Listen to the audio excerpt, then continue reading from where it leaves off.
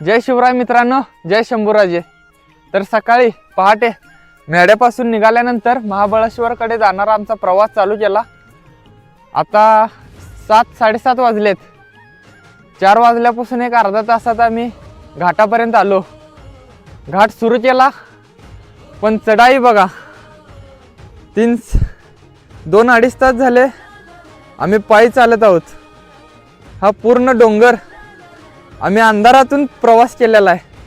पहिला इथे, मग इथे, मग इथे असं थांबत थांबत आम्ही एवढा मोठा प्रवास सायकलने केला. हा एक अनुभव होता. आतापर्यंतच्या अयोध्या नेपाळमध्ये सुद्धा मला जाताना एवढं चालत जावं लागलं नाही, कारण तो जो घाट होता तो प्लेन मध्ये होता. हा महाबळेश्वरला जाताना जो घाट आहे ना, खूप डोक्याच्या केसापासून पायाच्या अंगठ्यापर्यंत रक्त आणि रक्त एक झाले आज. पण अनुभव वेगळा होता. माझ्यासोबत काका सुद्धा आहेत. काकांचं एज 60 आहे, तरी सुद्धा माझ्यासोबत त्यांनी प्रवास करत आहेत.